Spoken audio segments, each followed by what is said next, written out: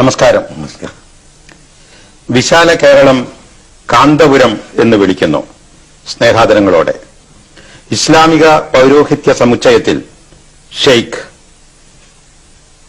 ശിഷ്യഗണങ്ങളിൽ ഉസ്താദ്. Kanthapuram Sheikh AP Aboobacker Musliyar on record പരിപാടിയിൽ പങ്കെടുക്കാൻ സദയം സമയം കണ്ടെത്തിയതിന് നന്ദി. ഏറെ വിവാദങ്ങൾ കാന്തപുരം എന്ന കൊച്ചു ഗ്രാമത്തിൽ നിന്ന് തുടങ്ങി അങ്ങ് സാൻ ഫ്രാൻസിസ്കോവിലേക്ക് വരെ പടർന്നേറിയ വിശാലമായ ഇസ്ലാമിക പ്രബോധന ദൌത്യം. അതിനിടയിൽ കേരളത്തിന്റെ എന്നും സങ്കീർണമായ സാമൂഹ്യ രാഷ്ട്രീയ പശ്ചാത്തലങ്ങളിൽ ചോദ്യങ്ങളും ഉത്തരങ്ങളും, അവക്കിടയിലുള്ള സംഘർഷങ്ങൾക്കിടയിൽ എല്ലാവർക്കുമിടയിൽ സൗഹൃദം എന്ന സന്ദേശവുമായി, മനുഷ്യ മനസ്സുകളെ കോർത്തിണക്കാൻ എന്ന ലക്ഷ്യവുമായി 1999 നവംബറിൽ കാസർഗോഡ് നിന്ന് ഇങ്ങ് തിരുവനന്തപുരം വരെ കേരള യാത്ര. വിശാലമായ ഈ പശ്ചാത്തലത്തിൽ നിന്നും ഇപ്പോൾ ഈ സംഭാഷണം തുടങ്ങുമ്പോൾ കാന്തപുരം എന്താണ് കേരളത്തിലെ ജനസഹസ്രങ്ങളോട് പറയുക?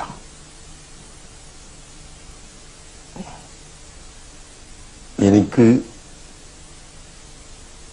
എന്നും ഒരേ വാക്ക് മാത്രമാണ് പറയാനുള്ളത്. ആദ്യമായി മനുഷ്യനായി ജീവിക്കണം. മതങ്ങളും ജാതിയും വിശ്വാസവുമെല്ലാം വ്യത്യസ്തമായിരിക്കാം.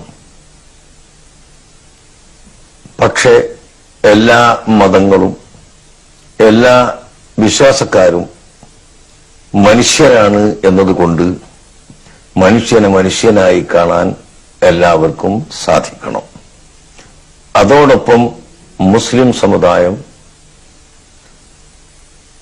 ഇസ്ലാമിക വിശ്വാസം കൃത്യമായി വിശ്വസിക്കുകയും അത് മുറുകെ പിടിക്കുകയും കർമ്മ പദ്ധതികൾ മാതൃകാപരമായ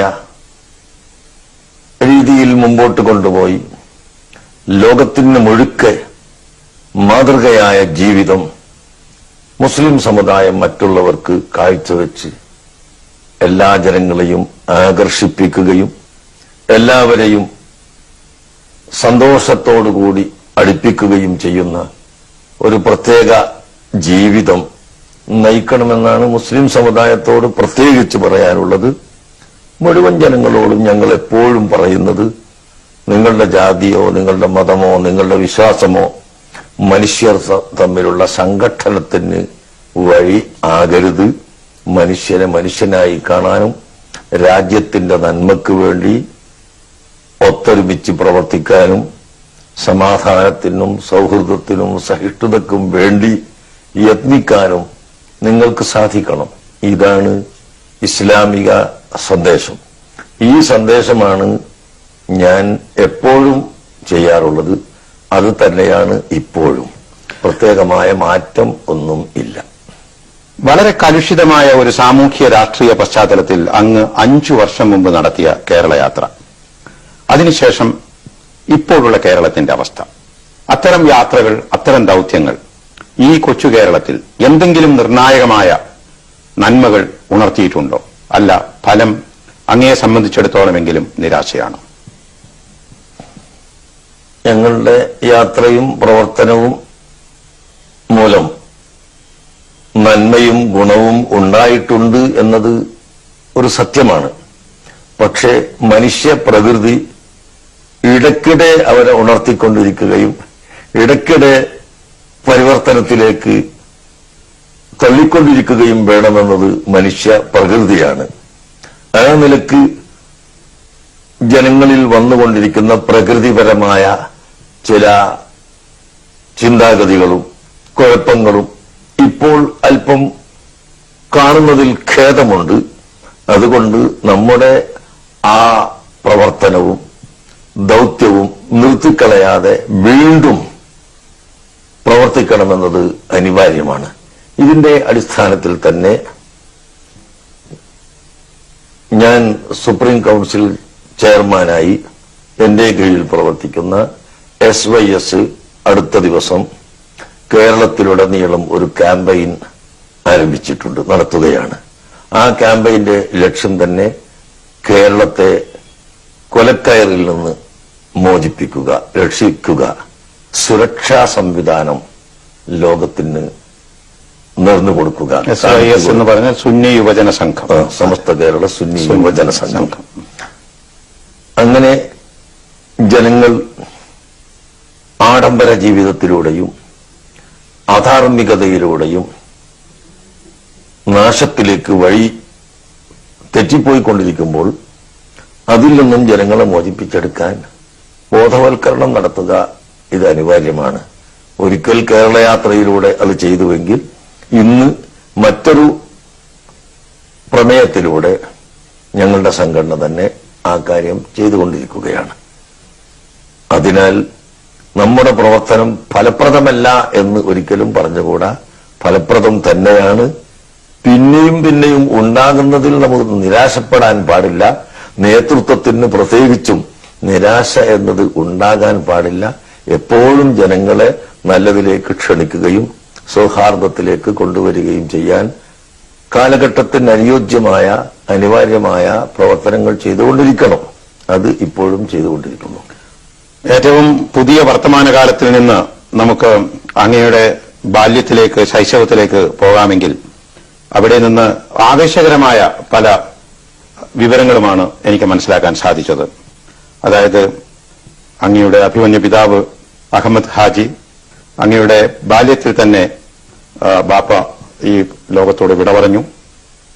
അപ്പോൾ ഉമ്മ കുഞ്ഞീമ ഹജ്ജുമ്മ അവരോട് മക്കളുടെ കാര്യം ബാപ്പ പറഞ്ഞപ്പോൾ ഓത്തിന് അയച്ച് അവരെ ധർമ്മപ്രബോധനത്തിന്റെ വഴിയിൽ ഞാൻ ഒരുക്കാം എന്ന് ഉമ്മ പറഞ്ഞു. ആ പശ്ചാത്തലത്തിലൊക്കെ ആ ബാല്യത്തെക്കുറിച്ച്, ശൈശവത്തെക്കുറിച്ച് വായിച്ചപ്പോൾ പിതാവിനെ കുറിച്ച് ഇങ്ങനെയൊരു പരാമർശം: തനിക്ക് അവകാശപ്പെട്ട ഭൂമിയിൽ നിന്ന് ജന്മിക്കിഷ്ടമില്ലെന്ന കാരണത്താൽ ഒരു നാളികേരം പോലും സ്വന്തമായി ഉപയോഗിക്കാതെ അദ്ദേഹം സൂക്ഷ്മത പുലർത്തി എന്ന് പറയുന്നു.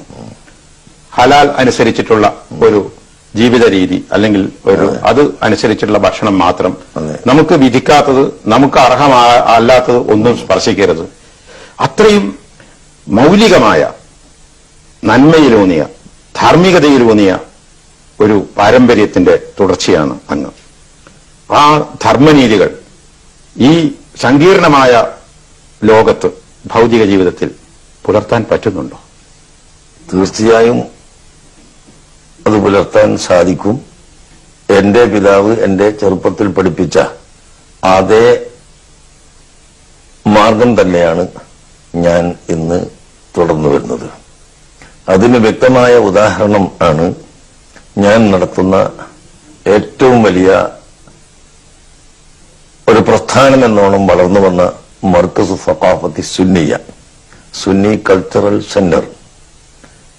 കോഴിക്കോട് ജില്ലയിൽ കാരന്തൂർ എന്ന പ്രദേശത്താണ് അതിന്റെ ഹെഡ് ഓഫീസും സ്ഥാപനങ്ങളിൽ പ്രധാനമായതും നിലകൊള്ളുന്നത്. അതിന്റെ ബ്രാഞ്ചുകൾ എന്നോണം കേരളത്തിലുടനീളവും ഇന്ത്യയുടെ വ്യത്യസ്ത കേന്ദ്രങ്ങളിലും പഠിപ്പിച്ചുകൊണ്ടും പ്രവർത്തിച്ചുകൊണ്ടും ഇരിക്കുന്നു. ഇവിടെയെല്ലാം ഓരോ ഇനവും വകമാറി ചിലവഴിക്കാതെ അനാഥകളുടേത് അനാഥകൾക്ക് തന്നെ, പണ്ഡിതരുടേത് പണ്ഡിതർക്ക് തന്നെ, സാധാരണക്കാരുടേത് സാധാരണക്കാർക്ക് തന്നെ, അങ്ങനെ വ്യത്യസ്തമായ ആവശ്യങ്ങൾക്ക് ഞങ്ങൾ സംഭരിക്കുന്ന സംഭാവനകളും സഹായങ്ങളും കൂട്ടിക്കുഴക്കാതെ, കൂട്ടിച്ചേർക്കാതെ പൂർണ്ണമായും അതിന്റെ യഥാർത്ഥ അവസ്ഥയിൽ തന്നെ ചെലവഴിക്കുകയും അതിന് ഞാനോ അല്ലെങ്കിൽ ഞങ്ങളുടെ മറ്റു പ്രവർത്തകരോ എന്തെങ്കിലും കമ്മീഷൻ പറ്റുകയോ അവിഹിതമായി എടുക്കുകയോ ചെയ്യാതെ വളരെ സൂക്ഷ്മതയോടുകൂടി കൊണ്ടുവരുന്നു.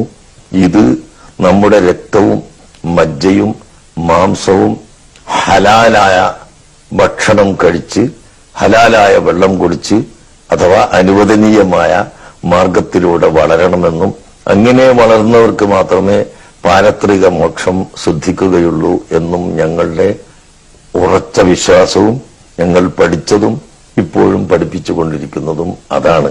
അതുകൊണ്ട് തന്നെ അതിന്റെ തുടക്കം എന്റെ പിതാവ് പഠിപ്പിച്ചത് ഞാൻ ഇപ്പോഴും ഓർക്കുകയും ശ്രദ്ധിക്കുകയും ചെയ്യാറുണ്ട്. സൂക്ഷിക്കുന്ന ആളുകൾക്ക് എന്ത് കലങ്ങിമറഞ്ഞ അന്തരീക്ഷത്തിലും സൂക്ഷ്മത പാലിക്കാൻ കഴിയും എന്നാണ് എനിക്ക് പറയാനുള്ളത്. കലങ്ങി മറഞ്ഞ അന്തരീക്ഷം എന്ന് കാന്തപുരം പറയുമ്പോൾ തീർച്ചയായും ഈ ധർമ്മനിഷ്ഠയുടെ തുടർച്ചയിൽ അങ്ങ് നേരിടേണ്ടി വന്ന അഗ്നിപരീക്ഷണങ്ങൾ തന്നെയായിരിക്കും മനസ്സിൽ. വായിച്ച് കേട്ടതായി ഓർമ്മയുണ്ട്, അല്ലെങ്കിൽ പറഞ്ഞു കേട്ടതായി ഓർമ്മയുണ്ട്. ഒരു പള്ളിയുടെ ഫണ്ട് സംബന്ധിച്ചുള്ള സാമ്പത്തിക ആരോപണത്തിന് അങ്ങ് വിധേയനായിരുന്നു. അതൊക്കെ മനസ്സിൽ ഉണ്ടാകും. ഏറ്റവും ഒടുവിൽ മർക്കസിന്റെ കാര്യത്തിൽ തന്നെ ചില തൽപര കേന്ദ്രങ്ങളായിരിക്കാം അങ്ങയുടെ ചില പ്രവർത്തനങ്ങളെ ചോദ്യം ചെയ്യുകയുണ്ടായി. ഇത്തരം അനുഭവങ്ങൾ മുൻനിർത്തി എന്താണ് പറയാനുള്ളത്? താങ്കൾ പറഞ്ഞതുപോലെ ഇവിടെ തൗഹീദ് പ്രചരിപ്പിക്കാൻ വന്ന ലക്ഷത്തിൽ പരം പ്രവാചകർ എല്ലാം വലിയ വലിയ അഗ്നിപരീക്ഷണങ്ങൾക്ക് വിധേയമായിട്ടാണ് ജീവിച്ചത്. അതുകൊണ്ട് തന്നെ ഞാനും എന്റെ അനുയായികളും എന്റെ പ്രസ്ഥാനവും ഈ രാജ്യത്തിന്റെ നന്മയ്ക്ക് വേണ്ടി പ്രവർത്തിക്കുന്നു എന്ന ഏക കാരണത്താൽ ധാരാളം അഗ്നി പരീക്ഷണങ്ങൾക്ക് വിധേയമാക്കപ്പെടുന്നു എന്നതൊരു സത്യമാണ്. പക്ഷേ താങ്കൾ പറഞ്ഞതുപോലെ പള്ളിയുടെ പണം സംബന്ധിച്ചും അതിനുശേഷം ഇപ്പോൾ മർക്കസ് സഖാഫത്തി സുന്നിയെ സംബന്ധിച്ചും എല്ലാം പറയുന്നവർക്ക് തന്നെ അതിന്റെ സത്യം അറിയാവുന്നതും ഇല്ലെങ്കിൽ തന്നെ അവർക്ക് പിന്നീട് അത് ബോധ്യപ്പെട്ടിട്ടുള്ളതും ആണ്. പള്ളിയുടെ പ്രശ്നത്തെ സംബന്ധിച്ച് അത് നിർവഹിക്കാൻ എന്നെ ഏൽപ്പിച്ച വ്യക്തി തന്നെ കേരളത്തിൽ വരികയും ഞാൻ പറഞ്ഞതാണ് സത്യമെന്ന് പ്രഖ്യാപിക്കുകയും ചെയ്തതോടെ ഈ കുപ്രചരണം നടത്തിയവർ നിരാശരാവുകയാണ് ഉണ്ടായത്.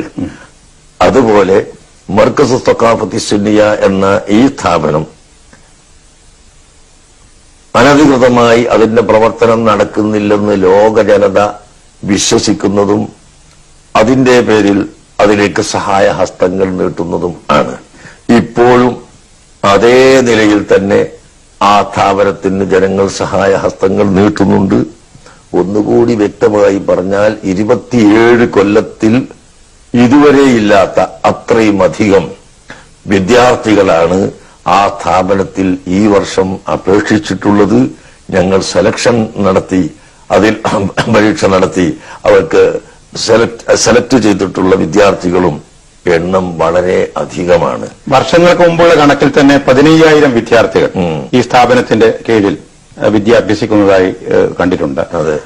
യഥാർത്ഥത്തില് പെട്ടെന്ന് കാന്തപുരത്തിന്റെ ഈ സാംസ്കാരിക കേന്ദ്രത്തിന്റെ ആഭിമുഖ്യത്തിൽ നടത്തുന്ന ഏതാണ്ട് 300ഓളം അല്ലെങ്കിൽ 100 കണക്കിന് ഉപവിദ്യാലയങ്ങൾ, 10,000-ഓളം മദ്രസകൾ, അങ്ങനെ വലിയ ഒരു സമുച്ചയം ഇത് നടത്തിക്കൊണ്ടുപോകുന്ന കാര്യത്തില് യഥാർത്ഥത്തില് ഒരുപക്ഷെ ഇന്നിപ്പോ കേരളത്തിലെ ഇസ്ലാമിക സമൂഹത്തിലെ ഏറ്റവും പ്രധാനപ്പെട്ട ഒരു സാംസ്കാരിക വിദ്യാഭ്യാസ സമുച്ചയമായി അങ്ങയുടെ നേതൃത്വത്തിലുള്ള ഈ സ്ഥാപനം വളർന്നു കഴിഞ്ഞിരിക്കുന്നു. ഇതിൽ അസൂയ പൂട്ട ഇവിടുത്തെ മുസ്ലിം സമുദായത്തിലെ ഇതര വിഭാഗങ്ങൾ നടത്തുന്ന ചില കുപ്രചരണങ്ങളും നേരിടേണ്ടി വരാറില്ലേ? തീർച്ചയായും ഉണ്ട്. ഇസ്ലാമിന്റെ പേരിൽ പ്രവർത്തിക്കുന്ന ചില സംഘടനകൾ കൊല്ലങ്ങളായി പ്രവർത്തിച്ചിട്ടും ഈ സ്ഥാപനത്തിന്റെ വളർച്ചയോ അതിന്റെ പകുതിയോ കാൽഭാഗമോ വളർച്ച ഉണ്ടാക്കാൻ അവർക്ക് സാധിക്കാത്തതിന്റെ പേരിൽ അസൂയ ഉണ്ടാവുക സ്വാഭാവികമായി ആണല്ലോ. ആ അസൂയയിൽ നിന്ന് ഉടലെടുത്തതാണെന്ന് അവരുടെ ലേഖനങ്ങളിൽ നിന്നും പത്ര പ്രസ്താവനകളിൽ നിന്നും നമുക്ക് മനസ്സിലാക്കാവുന്നതാണ്. എന്റെ സ്ഥാപനമായ മർക്കസ് എന്ന ഒരേ ഒരു സ്ഥലത്ത് തന്നെ ഇപ്പോൾ 8,000-ലധികം വിദ്യാർത്ഥികൾ താമസിക്കുകയും പഠിക്കുകയും ചെയ്തുകൊണ്ടിരിക്കുന്നു.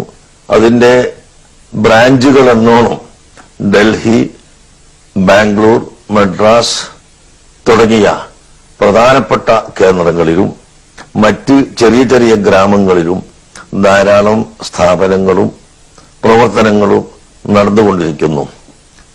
ഇന്ത്യയുടെ ഒരറ്റമായ ബംഗാളിൽ വരെ ഈ സ്ഥാപനത്തിന്റെ കീഴിൽ മദ്രസകളും മറ്റ് മത പ്രവർത്തനങ്ങളും നടന്നുകൊണ്ടിരിക്കുകയാണ്.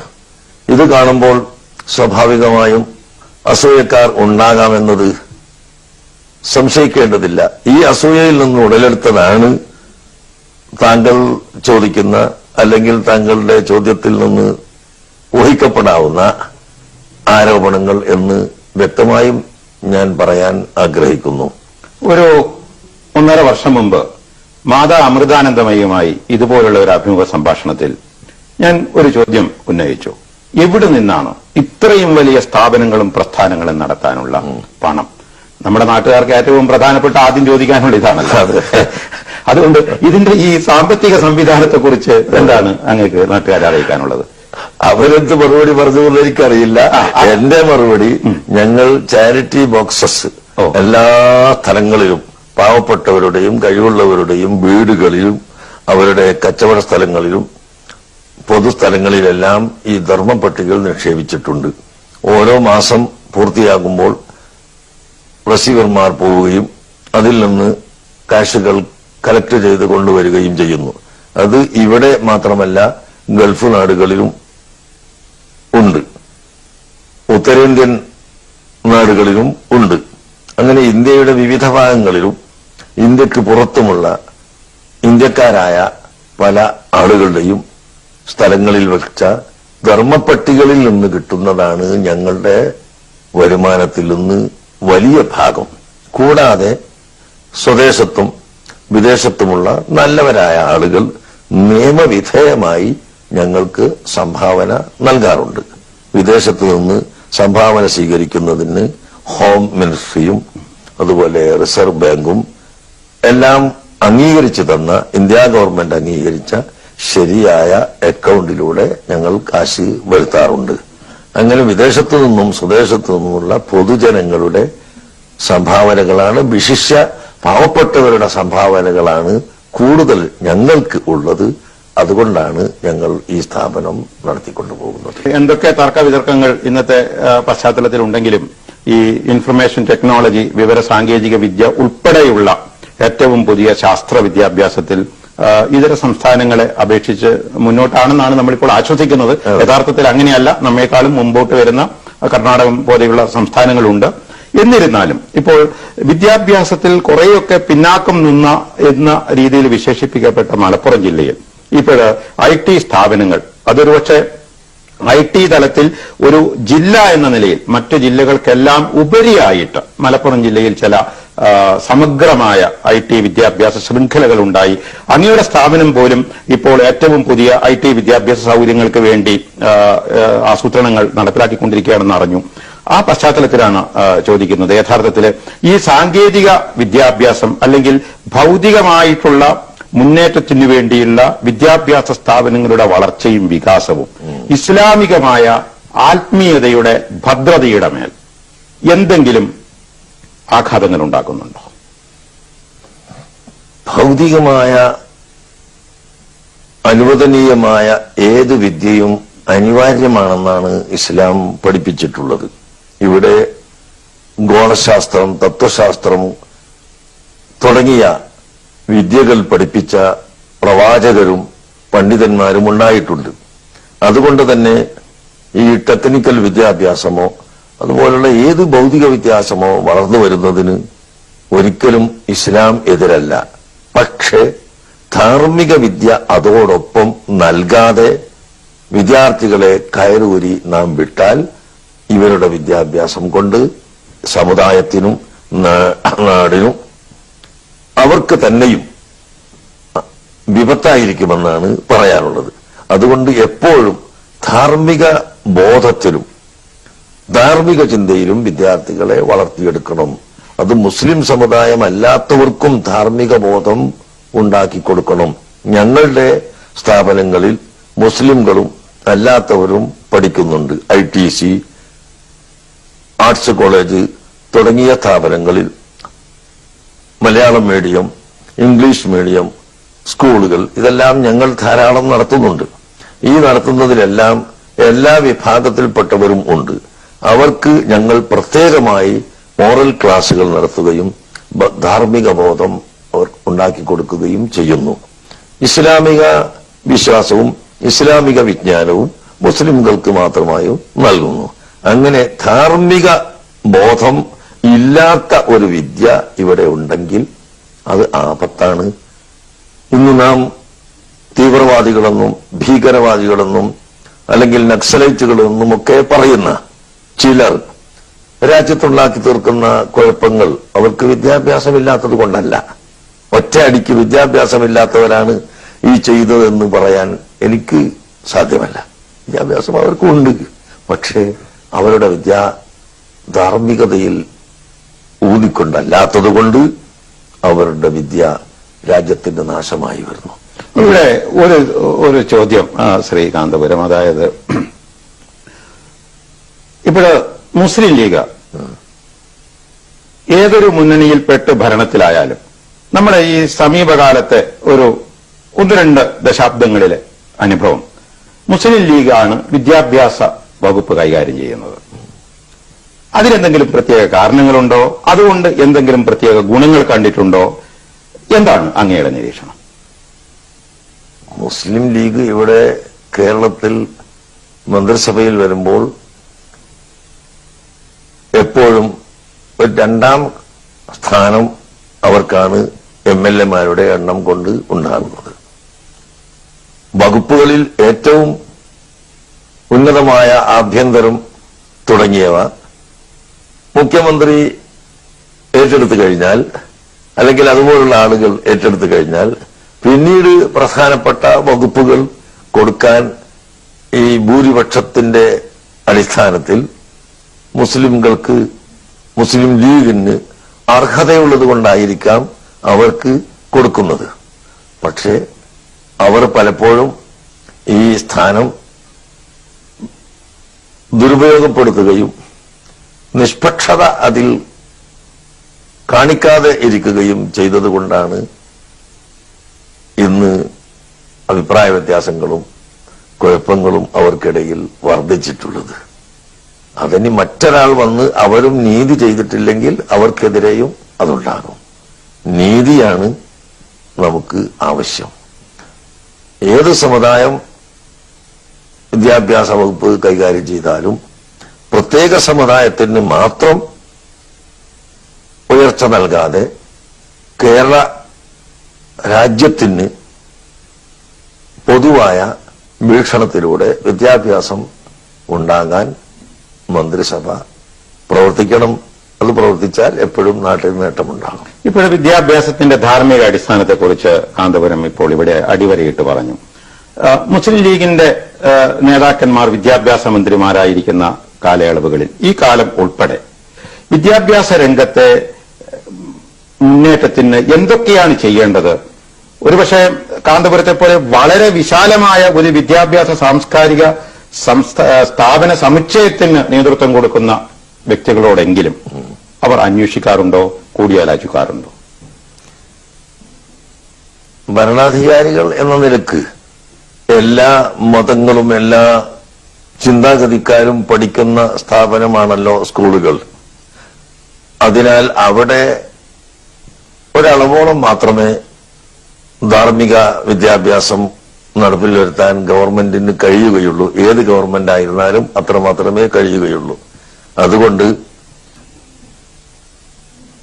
ആ വിദ്യാഭ്യാസ സമയമല്ലാത്ത മറ്റു സമയങ്ങളിൽ വിദ്യാർത്ഥികളെ ധാർമ്മിക വിദ്യാഭ്യാസത്തിലേക്ക് കൊണ്ടുവരികയും സത്യസന്ധത അവർക്ക് പഠിപ്പിക്കുകയും ചെയ്യാൻ മതപണ്ഡിതന്മാരാണ് കൂടുതൽ യോജിക്കേണ്ടതും കൂടുതൽ പ്രവർത്തിക്കേണ്ടതും. അത് ഒരളവോളം ഞങ്ങൾ ചെയ്തു വരാറുണ്ട്. എങ്കിലും ഈ താങ്കൾ പറഞ്ഞതുപോലെ ഈ ഭരണാധികാരികൾ പണ്ഡിതന്മാരോടുള്ള കൂടിയാലോചനയും അവരുമായുള്ള ചർച്ചയും ചെയ്തിട്ടുണ്ടെങ്കിൽ ഇന്നുള്ളതിനേക്കാൾ കൂടുതൽ വിദ്യാഭ്യാസം ഭദ്രത വരുത്താൻ കഴിയുമെന്നും കലാലയങ്ങളിലെ രാഷ്ട്രീയവും കലാലയ കുഴപ്പങ്ങളും ഇല്ലാതെയാക്കാൻ സാധിക്കുകയും ചെയ്യുമെന്നാണ് എന്റെ അഭിപ്രായം. ഇത് സംബന്ധിച്ച ചോദ്യങ്ങളുടെ കൂട്ടത്തിൽ മറ്റൊരു അന്വേഷണം കൂടി, ഒരുപക്ഷെ വളരെ സാങ്കേതികമായ അല്ലെങ്കിൽ സാധാരണ മാധ്യമ ശൈലിയിലുള്ള ഒരു ചോദ്യമായിരിക്കാം ഇത് എങ്കിൽ ക്ഷമിക്കുക. അതായത് ഇപ്പോഴും അങ്ങ് സൂചിപ്പിച്ചതുപോലെ ഏത് മുന്നണിയിലായാലും മുസ്ലിം ലീഗിന് രണ്ടാമത്തെ പ്രധാന കക്ഷി എന്ന MLA ബലം ഉള്ളതുകൊണ്ടുള്ള ചില കാര്യങ്ങൾ പറഞ്ഞു. യഥാർത്ഥത്തിൽ കേരളത്തിലെ മുസ്ലിം സമൂഹത്തിന്റെ അഭ്യുദയത്തിനും ഉന്നമനത്തിനും, പ്രത്യേകിച്ചും പൊതുവായ സമൂഹത്തിന്റെ ഉന്നമനത്തിനും മുസ്ലിം ലീഗ് എന്നുള്ള രാഷ്ട്രീയ കക്ഷിയുടെ സ്ഥാപനവും അതിന്റെ വളർച്ചയും നിലനിൽപ്പും എത്രത്തോളം പ്രയോജനപ്പെട്ടിട്ടുണ്ട്? അങ്ങയുടെ നിരീക്ഷണം എന്താണ്?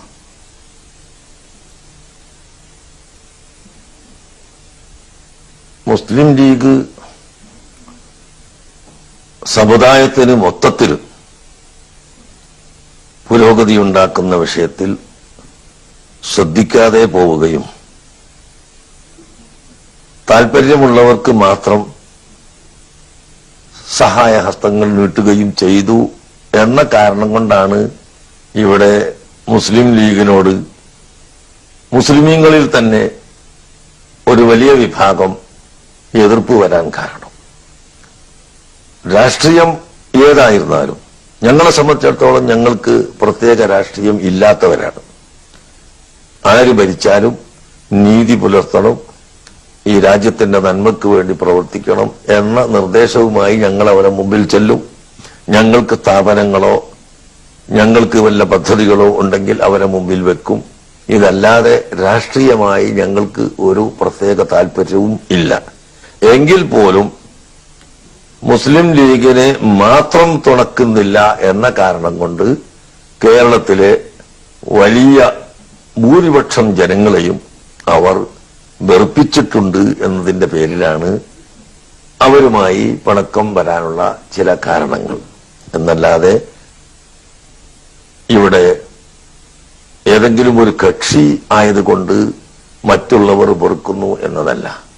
ആകയാൽ എല്ലാ രാഷ്ട്രീയ കക്ഷികളും ഞാൻ ആദ്യം പറഞ്ഞതുപോലെ മനുഷ്യനെ മനുഷ്യനായി കാണുകയും മാനുഷിക വളർച്ചയ്ക്ക് ആവശ്യമായത് ചെയ്തു കൊടുക്കുകയും കൂട്ടത്തിൽ സമുദായത്തിനും സമുദായത്തിലെ വിദ്യാർത്ഥികൾക്കും വളർച്ചയ്ക്കും ഉയർച്ചയ്ക്കും ആവശ്യമായ എല്ലാ സഹായങ്ങളും രാഷ്ട്രീയത്തിന് അതീതമായി കക്ഷിത്വത്തിന് അതീതമായി ചെയ്തു കൊടുത്താൽ ഇവിടെ കൂടുതൽ വിദ്യ അഭ്യസിക്കാൻ കഴിയും, സമാധാനമുണ്ടാകും, സമരങ്ങൾ കുറയും, തൊഴിലുകൾ വർദ്ധിക്കും, ജനങ്ങൾക്ക് ഐശ്വര്യവും ഉണ്ടാക്കാൻ കഴിയും.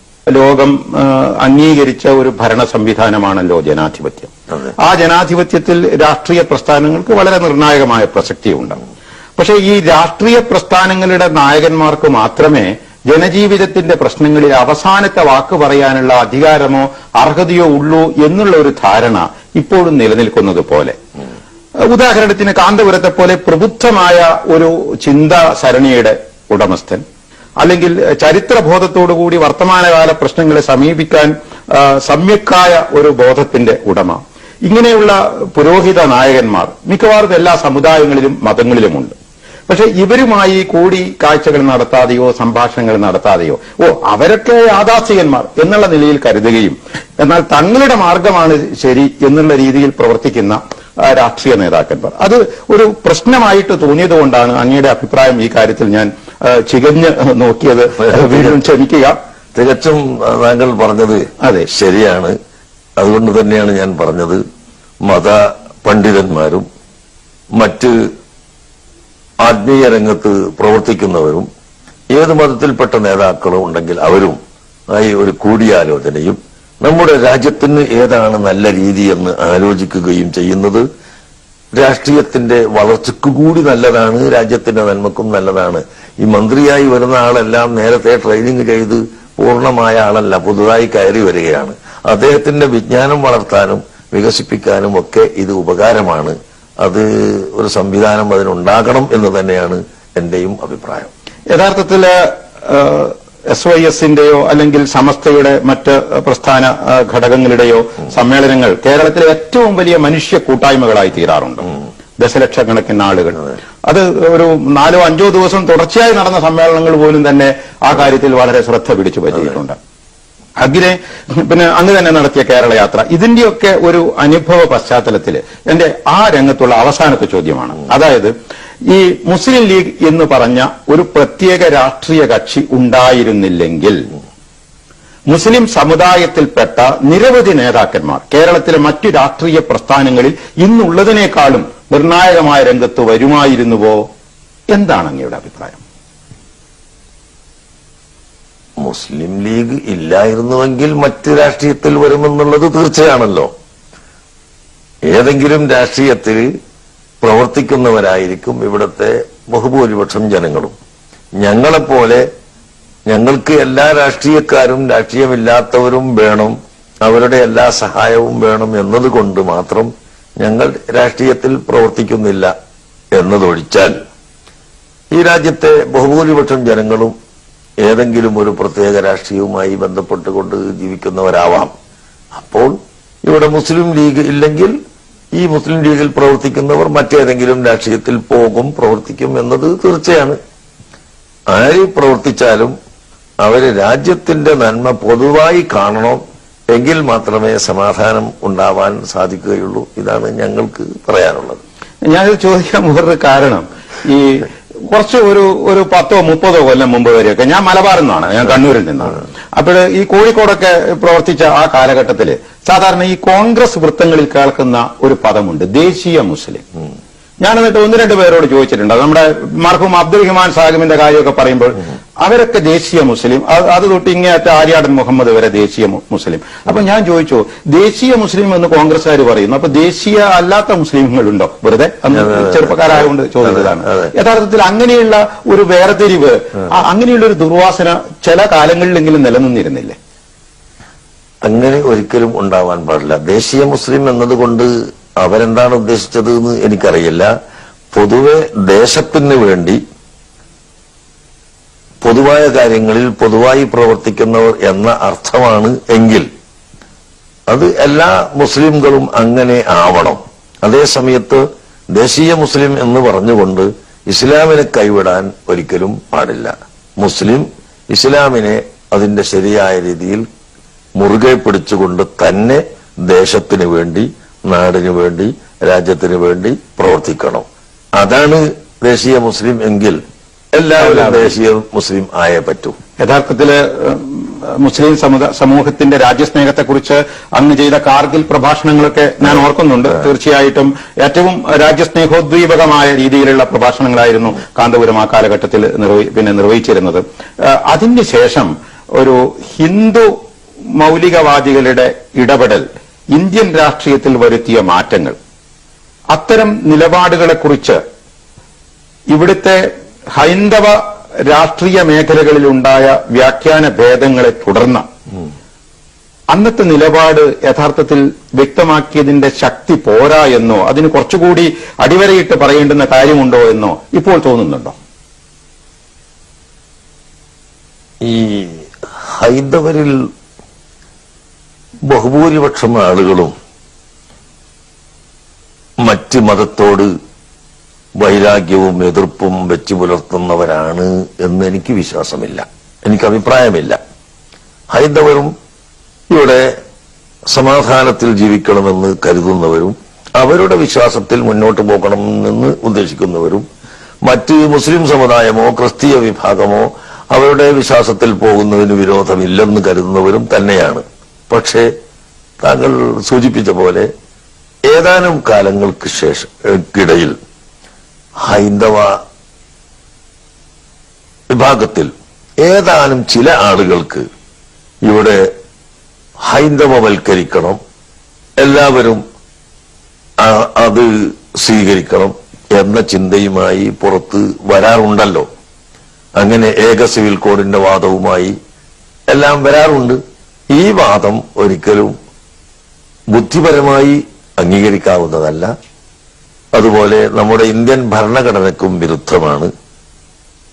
എല്ലാ ഭരണഘടനയും മാറ്റിവെച്ച് സ്വന്തം ബുദ്ധി കൊണ്ട് ആലോചിച്ചാൽ തന്നെ വിവിധ മതങ്ങളും വിവിധ ജാതികളും വിവിധ ആശയക്കാരുമുള്ള ഇന്ത്യ രാജ്യത്ത് ഒരേക ചിന്താഗതി വരണം എന്ന് പറയുന്നത് അർത്ഥശൂന്യമാണ്, വാസ്തവ വിരുദ്ധമാണ്.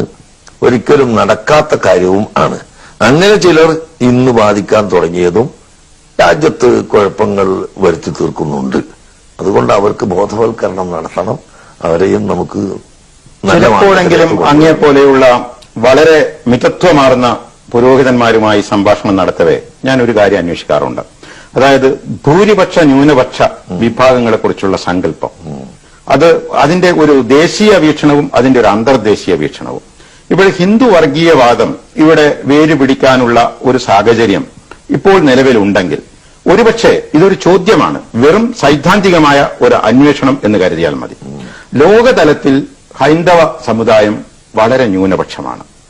തീർച്ചയായും ക്രൈസ്തവ, ഇസ്ലാമിക, സാമൂഹ്യ വിഭാഗങ്ങൾക്ക് ശേഷം പിറകിലാണ്. അപ്പോൾ അതേസമയം ഇന്ത്യ എന്ന് പറയുന്ന ഒരു രാജ്യത്ത് മാത്രം ഒരുപക്ഷെ രാഷ്ട്രീയ